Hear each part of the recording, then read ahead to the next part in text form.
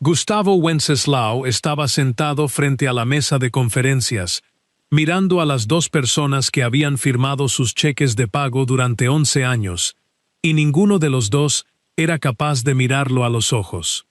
Una caja de cartón ya lo esperaba junto a la puerta, empacada por alguien más, sellada mucho antes de que él siquiera hubiera aceptado asistir a la reunión. Nadie le explicó el porqué de esta decisión tan repentina. Nadie sintió que fuera necesario hacerlo. Él asintió una sola vez con la cabeza, recogió la caja de cartón y caminó por el pasillo de paredes de cristal donde absolutamente nadie se puso de pie para despedirse de él. 3 semanas después de ese despido silencioso, las complejas máquinas que él mismo había construido con sus propias manos dejaron de responder a cualquiera que las tocara. ¿Habrías preguntado el motivo de tu despido o habrías salido caminando por esa misma puerta sin decir una sola palabra, tal como él lo hizo? La casa en la avenida Lomas olía intensamente a pan de ajo cuando Gustavo llegó a casa, porque Sofía había insistido en preparar la cena ella misma, y a sus 9 años, eso significaba harina esparcida por toda la barra de la cocina y un detector de humo que ella ya había aprendido a silenciar con un trapo de cocina antes de que terminara de emitir su primer pitido de alerta. Ella levantó la vista cuando él entró, todavía usando su chamarra de trabajo, y le preguntó con entusiasmo cómo le había ido en su día. Él le respondió que le había ido bien, tratando de sonar convincente. De hecho, tuvo que decírselo 2 veces, porque la primera vez su voz salió completamente apagada, y últimamente ella notaba todo, de la misma manera en que lo hacen los niños una vez que ya han perdido a uno de sus padres y comienzan a vigilar cuidadosamente cada movimiento del otro. «Te ves muy cansado», dijo ella, sacando el pan de ajo del horno con ambas manos envueltas en trapos de cocina, muy orgullosa de sí misma y tratando de no demostrarlo demasiado. «Solo fue un día largo», respondió él, y colgó su chamarra en el gancho que estaba junto a la puerta de entrada. Era el mismo gancho que había instalado apenas una semana después de que Rosa muriera, allá en aquellos días en los que necesitaba encontrar algo que hacer con sus manos que no fuera simplemente hundirse en el duelo. Él no le dijo a su hija que ya no tenía un trabajo del cual sentirse cansado al final de la jornada. En lugar de eso, puso la mesa con cuidado, le preguntó sobre su proyecto de ciencias, y escuchó una explicación completa sobre por qué hacen erupción los volcanes. Una explicación que involucraba más gestos con las manos que hechos científicos reales. Durante 40 minutos, él volvió a ser simplemente un padre presente y cariñoso, dejando de ser aquel hombre que había pasado 11 años de su vida construyendo un sistema que lo había desechado en apenas 5 minutos. Esperó pacientemente hasta que ella se quedó profundamente dormida para abrir su computadora portátil en la mesa de la cocina, mientras la casa permanecía en un silencio absoluto, interrumpido únicamente por el zumbido constante del refrigerador y, en algún lugar afuera, el rítmico tic-tac del aspersor de un vecino golpeando contra la oscuridad de la noche. Esa misma noche, aplicó a 3 puestos de trabajo diferentes. Un puesto de programación de almacén en un centro de distribución cerca de la autopista. Un puesto de coordinador de mantenimiento en una planta de plásticos en el lado oeste de la ciudad. Y un trabajo de medio tiempo como oficinista de logística que pagaba menos de 1/3 parte de lo que solía ganar. No aplicó a ninguna vacante que incluyera la palabra ingeniero en su descripción. Había enterrado esa palabra hace mucho tiempo, y lo había hecho a propósito. Eso ocurrió cuando el dolor de la pérdida había convertido cada recuerdo de lo que solía ser en algo afilado y peligroso que alguien había dejado tirado en el pasto. A la mañana siguiente, una reclutadora lo llamó para hablar sobre el puesto de oficinista y le preguntó, casi en un tono de disculpa, por qué un hombre con su amplia experiencia quería un trabajo tan básico. Gustavo le explicó que necesitaba un horario flexible, que tenía una hija pequeña a la cual debía llevar y traer de la escuela todos los días. Ella le respondió que eso tenía mucho sentido, y pasó a preguntar sobre sus expectativas salariales sin hacer ninguna otra indagación, aunque algo en la breve pausa que hizo le indicó a él que ella no había creído por completo toda su respuesta. Su teléfono sonó una vez esa tarde, y en la pantalla se iluminó una extensión de Industrias Vargas. Lo colocó boca abajo sobre la barra de la cocina y se quedó mirando cómo pasaban los segundos sin contestar la llamada. Fuera lo que fuera que quisieran, él ya había terminado de estar disponible para ellos por órdenes, de la misma manera en que lo había estado durante 11 años, siendo siempre el hombre al que llamaban a la medianoche cuando se descomponía algo que nadie más en toda la empresa lograba entender. La entrevista para el puesto de coordinador de mantenimiento llegó 2 días después, en una oficina sin ventanas de la planta de plásticos. Se sentó frente a un gerente de contrataciones que no dejaba de mirar el currículum de Gustavo y al propio Gustavo, como si ambas cosas no encajaran del todo. Él no consiguió que le devolvieran la llamada, pero se dijo a sí mismo que el silencio era más honesto que cualquier otra cosa. En la gran planta de Durango comenzaba a gestarse un tipo diferente de inquietud, aunque nadie allí lo había relacionado todavía con algo que Gustavo hubiera hecho o dejado de hacer. Era un conflicto de programación, en la línea de empaque automatizado, que el sistema marcaba repetidamente, pero que nunca explicaba en un lenguaje que alguien del personal de piso actual pudiera comprender o interpretar correctamente. Él le ordenó al supervisor en turno que reiniciara todo el sistema. El supervisor obedeció y lo reinició de inmediato. Sin embargo, el mismo problema volvió a ocurrir 40 minutos después, pero esta vez pausando por completo una sección entera de la banda transportadora durante 6 minutos antes de liberarse por sí sola, sin ninguna razón aparente que el panel de diagnóstico pudiera nombrar o justificar. «Es solo una falla técnica menor», dijo Tomás, sin dirigirse a nadie en particular, de la misma manera en que las personas dicen cosas que ya han decidido creer fervientemente, porque la alternativa requeriría mucho más esfuerzo del que están dispuestos a invertir en ese momento.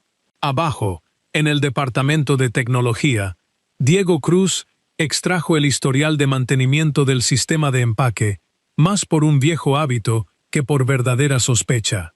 Era una tarea de viernes por la tarde que realizaba cada pocos meses para mantener el archivo limpio y ordenado, pero entonces encontró algo que lo hizo detenerse a la mitad de su lectura: la documentación de la arquitectura central, el plano real de cómo las líneas automatizadas se comunicaban entre sí, de estación a estación, desde el sensor hasta el servidor principal. Estaba archivada bajo un código de departamento que no había existido en los registros de la empresa durante 10 años. La firma principal en la parte inferior de cada revisión de diseño decía claramente: G. Wenceslao, arquitecto de sistemas, y no coordinador de operaciones. Arquitecto de sistemas. Diego se reclinó lentamente en su silla y se quedó mirando la pantalla el tiempo suficiente para que su monitor se oscureciera y activara el protector de pantalla. Había trabajado directamente con Gustavo durante 6 años y ni una sola vez lo había escuchado mencionar que hubiera diseñado absolutamente nada de todo ese complejo entramado. Él había asumido, al igual que todos los demás en ese piso de la fábrica, que Gustavo mantenía la línea funcionando simplemente porque era cuidadoso, confiable y metódico. Todos confiaban en él de una manera que hacía que la gente no hiciera demasiadas preguntas, y no porque hubiera construido todo el sistema desde cero una década antes, cuando Industrias Vargas tenía la mitad de su tamaño actual y estaba lo suficientemente desesperada como para permitir que un joven ingeniero de 28 años rediseñara toda su columna vertebral logística. En algún punto de ese largo camino, después de que su esposa muriera y él le pidiera a recursos humanos que redujeran sus horas de trabajo, que le permitieran dejar de viajar y que le asignaran un rol que le permitiera estar en casa a las 5 de la tarde, su título había sido degradado en silencio, sin que nadie se molestara en actualizar lo que realmente sabía hacer. El antiguo departamento había sido absorbido por uno nuevo durante una reestructuración interna 2 años después. Los archivos de arquitectura terminaron en un archivo que nadie leía jamás, porque absolutamente nadie recordaba que esas eran las instrucciones vitales de la máquina que todavía, todos los días, funcionaba exactamente como había sido diseñada originalmente. Gustavo se convirtió, en el papel oficial de la empresa, en un hombre que simplemente mantenía los horarios, y no en el hombre que había escrito el complejo lenguaje en el que dichos horarios estaban programados. Diego pensó seriamente en decirle algo a Mariana, pero luego pensó en su propia hipoteca, en sus 2 hijos que usaban frenillos dentales, y en el hecho innegable de que Tomás Vargas era el hijo del presidente de la junta directiva, quien se encontraba 2 pisos más arriba, con la autoridad absoluta para hacer desaparecer el trabajo de cualquiera de la misma manera en que había desaparecido el de Gustavo. En lugar de hablar, cerró el archivo y se prometió a sí mismo que mencionaría el tema solo si las cosas empeoraban drásticamente. Una promesa que se hizo de la manera en que la gente hace promesas esperando que las circunstancias nunca los obliguen a cumplirlas. Pensó en llamar directamente a Gustavo, solo para preguntarle si se encontraba bien, de la manera en que uno se preocuparía por cualquier compañero de trabajo que hubiera sido despedido sin previo aviso. Llegó hasta el punto de buscar su número en la pantalla antes de volver a dejar el teléfono sobre el escritorio. Le pareció el tipo de gesto equivocado, demasiado pequeño para importar y demasiado tarde para ayudar de verdad. Esa misma noche, a los 11 minutos pasada la medianoche, la línea de empaque en Industrias Vargas se detuvo por completo por primera vez en 12 años, y las luces rojas recorrieron todo el piso como en un simulacro que nadie había ensayado jamás. 9 días habían transcurrido desde que Gustavo cargó su caja de cartón pasando por las paredes de cristal.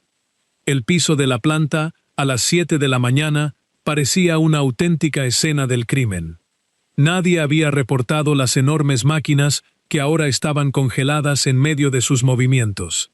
Había cientos de cajas a medio sellar, atascadas en las bandas transportadoras detenidas. Los supervisores caminaban de un lado a otro con los teléfonos en la mano, paseando ansiosamente entre las estaciones de trabajo, mientras el turno de la noche llevaba ya 11 horas sin una sola línea funcionando, y estaba demasiado cansado para ocultar lo asustados que estaban por lo que esto significaba para sus empleos. Mariana Salazar llegó mucho antes de que el café terminara de prepararse en su propia oficina, todavía vistiendo el mismo saco del día anterior, porque alguien tenía que ser el adulto responsable en la habitación y, últimamente, ese alguien siempre era ella. Había ocupado el cargo de vicepresidenta de operaciones durante 2 años, y fue promovida 6 meses antes de la fatídica decisión de despido que, hasta esa misma mañana, había parecido algo completamente rutinario. Era tan solo una línea más entre docenas de nombres en un memorándum de reducción de personal, que ella había aprobado rápidamente entre otras 2 reuniones importantes. Waldo Vargas había exigido que se redujera el número de empleados para hacer espacio en el presupuesto y facilitar la transición de Tomás hacia un nuevo rol de liderazgo. El nombre de Gustavo Wenceslao había aparecido en una lista generada por un sistema automatizado de recursos humanos que medía el salario frente al título actual y la antigüedad laboral, marcando a cualquiera cuyo pago pareciera desproporcionado en relación con sus responsabilidades oficiales listadas. Coordinador de operaciones. Nivel medio. Fácilmente reemplazable. Según los datos de la hoja de cálculo, ella había firmado su despido en apenas 9 minutos, entre una revisión de presupuesto y una llamada urgente con un importante proveedor en Oaxaca. Ahora ella estaba de pie en la sala de control, exigiéndole a su ingeniero principal que explicara un código de falla, pero él no podía hacerlo. Absolutamente nadie podía. Todo el sistema había sido construido por alguien que no documentaba casi nada fuera de su propia cabeza, lo cual había parecido un riesgo perfectamente aceptable de asumir cuando esa persona todavía formaba parte de la nómina y estaba a solo una llamada telefónica de distancia para arreglar cualquier cosa que saliera mal a las 3 de la mañana. Mariana pidió en voz baja que le trajeran su expediente personal, queriendo saber qué era lo que él realmente hacía allí, y no lo que decía el viejo organigrama. Lo que le entregaron una hora después era un documento sumamente delgado. Un título, una fecha de inicio de hace 11 años. Una breve nota sobre una reducción de horario voluntaria solicitada 4 años antes, sin ninguna explicación adjunta. Ninguna referencia cruzada a nada técnico, nada sobre la arquitectura de la red. Y nada que le hubiera advertido, en los 9 minutos que tuvo para firmar su despido, que estaba eliminando a la única persona que comprendía todo el sistema nervioso de la inmensa planta. Tomás se apoyó contra el marco de la puerta, luciendo imperturbable, con una taza de café en la mano, y repitió que solo era un sistema viejo que pronto sería reparado. «Has estado diciendo exactamente eso durante 2 días», respondió Mariana en un tono firme. «No ha sido reparado en lo absoluto. Ya hemos perdido 11 horas completas de producción, y ni siquiera sabemos qué es lo que realmente está descompuesto en las máquinas». Ella no levantó la voz. Había aprendido hace mucho tiempo que en el momento en que levantabas la voz en ese edificio corporativo, la gente dejaba de escuchar lo que estabas diciendo y comenzaba a observar cómo lo estabas diciendo. Sin embargo, algo en su pecho se había vuelto tenso y extremadamente frío ante la magnitud de la crisis. Esa era la sensación particular de darse cuenta de que una decisión que tomaste sin tener la información suficiente estaba a punto de costar muchísimo más de lo que jamás habías imaginado en el momento en que la tomaste. Esa misma noche, sola en su oficina, mucho después de que todos los demás se hubieran ido a sus casas, leyó los registros de fallas nuevamente, página por página.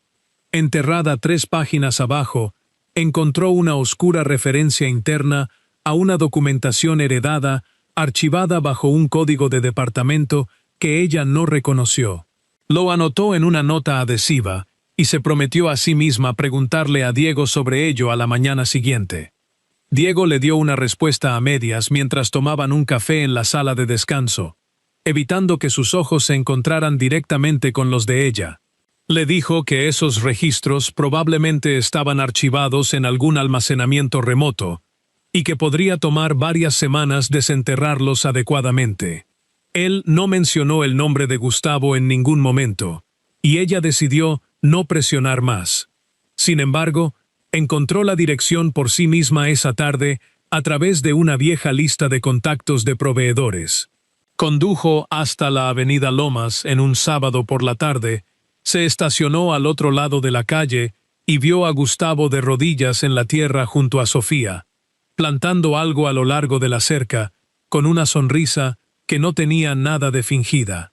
Mariana no se bajó de su automóvil esa tarde de sábado. Se quedó sentada allí el tiempo suficiente para sentirse completamente tonta al respecto, observando el sábado ordinario de un hombre casi desconocido, como si fuera algo íntimo, que ella no tenía ningún derecho a presenciar. Finalmente condujo de regreso a su casa y, en su lugar, decidió enviar por correo una tarjeta de presentación oficial. No incluyó ninguna nota explicativa, solo su nombre impreso y un número de teléfono directo que dejó caer por la ranura de su buzón de correo 2 días después, como si fuera algo que pudiera fingir que fue un accidente si alguien alguna vez le preguntaba. Gustavo encontró la tarjeta un día martes, dándole la vuelta 2 veces antes de comprender de qué se trataba realmente. Mariana Salazar, vicepresidenta de Operaciones, Industrias Vargas. Él conocía perfectamente ese nombre. Lo había visto claramente impreso debajo de una firma en su carta de despido. Una firma que ni siquiera parecía haber sido hecha con prisa, que no parecía ser otra cosa más que un trámite de rutina. Dejó la tarjeta en el cajón de la cocina, junto con las baterías de repuesto y los menús de comida a domicilio, y tomó la firme decisión de no llamarla bajo ninguna circunstancia. 3 días después, ella se presentó en persona. Estaba de pie en el porche de su casa, vistiendo un abrigo elegante que seguramente costaba mucho más que el pago mensual del carro de él, luciendo mucho menos segura de sí misma de lo que él jamás había visto lucir a un ejecutivo de Vargas en 11 años de agotadoras reuniones. «Debería haber llamado primero», dijo ella. «Pudiste haber llamado cuando importaba», respondió él. «Tuvieron mi número durante 11 años y nadie lo usó». Ella no se inmutó, algo que él respetó un poco, incluso estando tan enojado mientras mantenía la puerta mosquitera apoyada contra su hombro. «No estoy aquí para disculparme por la reunión», dijo ella. «Quiero decir, sí lo estoy, pero no es por eso que conduje hasta aquí hoy. Tenemos un problema muy serio en la planta, y creo honestamente que eres la única persona en el mundo que puede explicarnos qué es lo que realmente está mal». Gustavo la miró fijamente. «Despidieron a la única persona que podía explicarlo. Entonces entiendes perfectamente por qué no me interesa». Ella sostuvo su mirada por un largo momento. Luego asintió lentamente, aceptando la respuesta de la manera en que alguien acepta un veredicto doloroso que ya esperaba, pero del que tenía la esperanza de escapar. Ella le ofreció pagarle directamente, no a través de la empresa de la familia Vargas, una tarifa de consultoría externa, bajo sus propios términos, sin que nada quedara registrado en papel que lo vinculara nuevamente con ellos, si él no deseaba estar vinculado en absoluto. Gustavo miró más allá de ella, hacia la calle, donde la bicicleta de Sofía estaba tirada sobre el pasto, con una de las ruedas aún girando lentamente desde el momento en que la había soltado corriendo hacia adentro de la casa para ver quién estaba llamando a la puerta. Le explicó que no se trataba del dinero, sino de no dejar que su hija lo viera arrastrarse de regreso a un lugar que lo había echado. Mariana asintió una vez más y se dio la vuelta para marcharse, con el sonido de sus tacones resonando fuertemente sobre las tablas de madera del porche de la casa. Al pie de las escaleras se detuvo un instante y le confesó que, cuando firmó el documento, no sabía quién era él en realidad.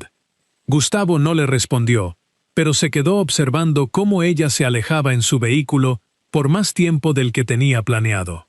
Mientras tanto, en la fábrica, las tensiones seguían escalando sin control, y un viejo empleado de mantenimiento llamado Don Carlos murmuraba por los pasillos que la planta tenía alma y que estaba cobrando venganza por la injusticia cometida.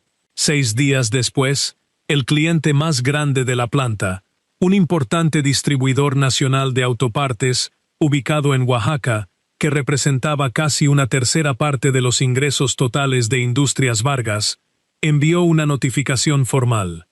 En el documento advertían que, si los graves retrasos en el cumplimiento de los pedidos no se resolvían en un plazo máximo de 7 días, comenzarían a adquirir sus suministros con un competidor directo.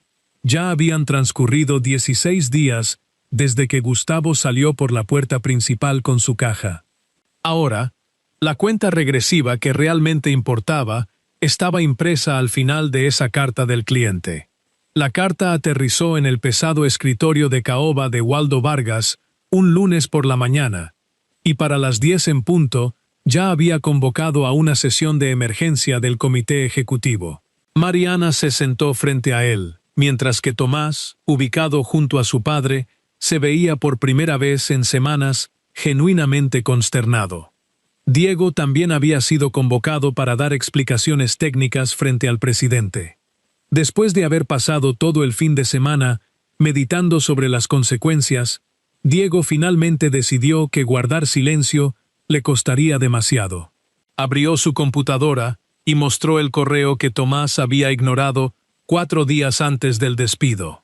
La sala de juntas se quedó sumida en un silencio muy particular, el silencio tenso de varias personas, recalculando mentalmente quién era el verdadero responsable de qué.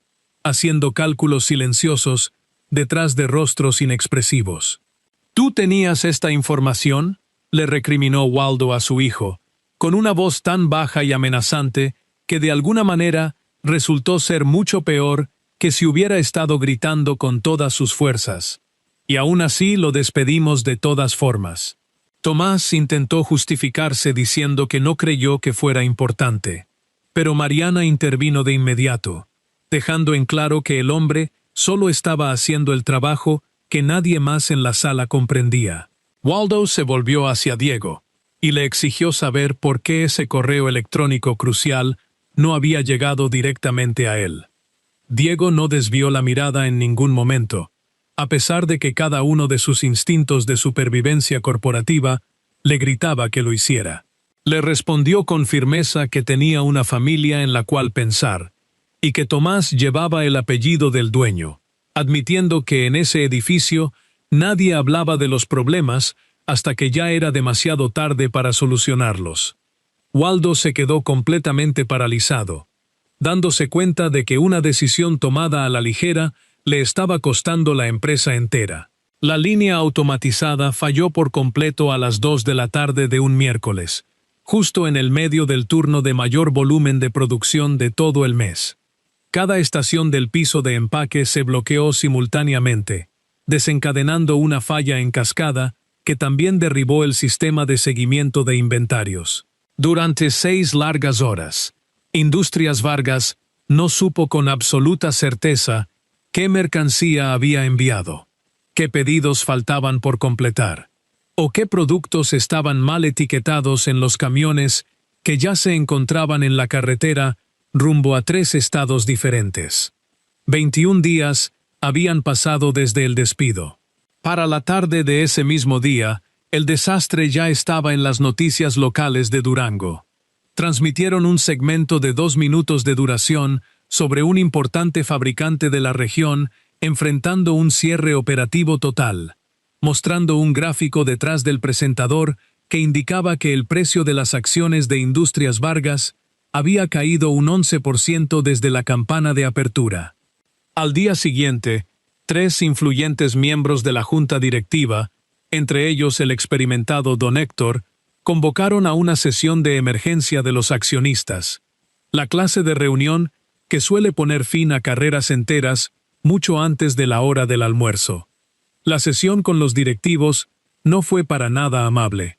Don Héctor, un hombre de unos 70 años que había formado parte de la junta desde antes de que Waldo tomara las riendas de la compañía, preguntó sin ocultar su falta de paciencia cómo era posible que una simple decisión rutinaria de personal hubiera amenazado el contrato más grande de la empresa. Waldo no intentó defenderse en absoluto. Mariana se puso de pie, alisando su chaqueta, y asumió toda la responsabilidad por haber firmado la terminación usando información incompleta, pero luego procedió a exponer detalladamente el correo que Tomás había ocultado deliberadamente. La sala de juntas ya no miraba al veterano Waldo. En su lugar, todos fijaron sus ojos en su hijo, con la misma intensidad con la que los grupos juzgan cuando han llegado a la misma conclusión de manera simultánea. Esa misma tarde, se le pidió a Tomás que renunciara de inmediato a su puesto en el área de operaciones. Por primera vez en mucho tiempo, Tomás Vargas parecía un joven de 28 años que finalmente había comprendido que las consecuencias de sus actos existían en el mundo real. La junta directiva autorizó inmediatamente una jugosa oferta de reinstalación para Gustavo Wenceslao, reconociendo por fin su verdadero valor. Mariana fue la persona encargada de entregar la oferta en mano porque ella misma pidió ser quien lo hiciera. Mientras caminaba hacia la casa de la avenida Lomas, la señora Elena, una vecina mayor que regaba sus plantas en la banqueta, la saludó con un gesto amable, marcando un contraste con la frialdad corporativa de la que venía. Mariana encontró a Gustavo nuevamente en el patio, pero esta vez estaba arrodillado junto a un joven retoño de arce, en lugar de estar con Sofía. Le comunicó que la empresa lo quería de regreso, ofreciéndole su título completo, pago retroactivo desde el día en que se fue y una disculpa formal. Gustavo se enderezó lentamente, sacudiéndose la tierra oscura de sus rodillas, y tomándose todo el tiempo del mundo antes de dar una respuesta definitiva. Le preguntó directamente a Mariana qué era lo que ella quería de él, no la junta directiva. Ella confesó que quería dejar de quedarse despierta por las noches, preguntándose cuántas otras malas decisiones había tomado de la misma forma precipitada.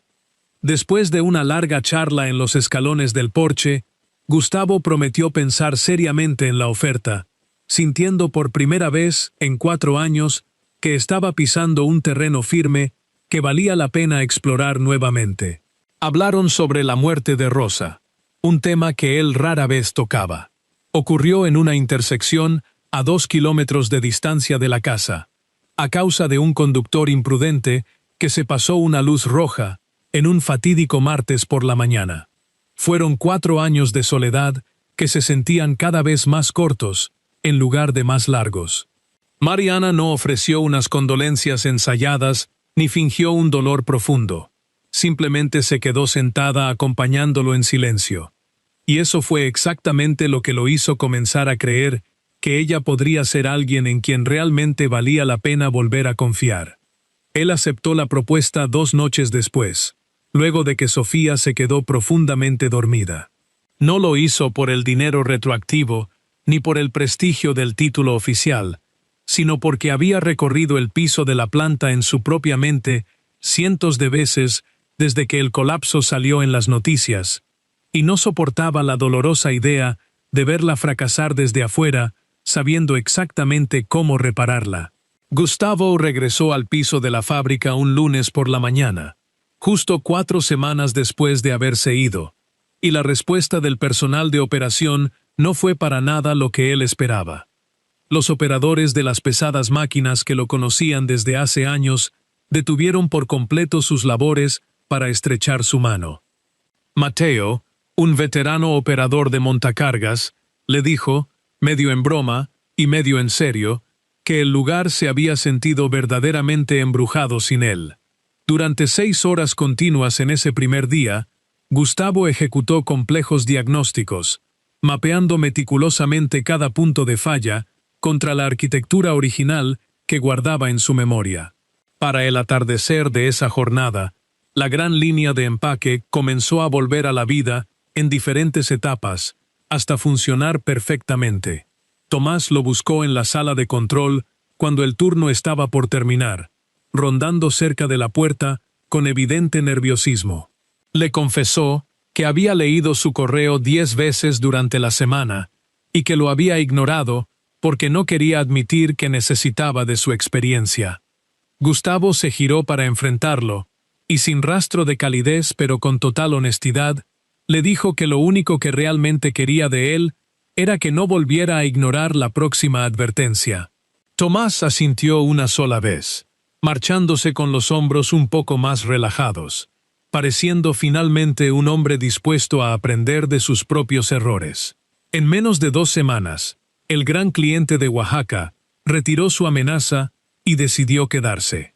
Las acciones de la compañía recuperaron la mayor parte de sus pérdidas a lo largo de ese mes. Diego visitó a Gustavo una tarde y, aunque no se disculpó con palabras elaboradas, la sinceridad de su charla fue suficiente para que ambos se dieran un firme apretón de manos. A partir de ese momento, Diego se aseguró de llevarle café a Gustavo casi todas las mañanas.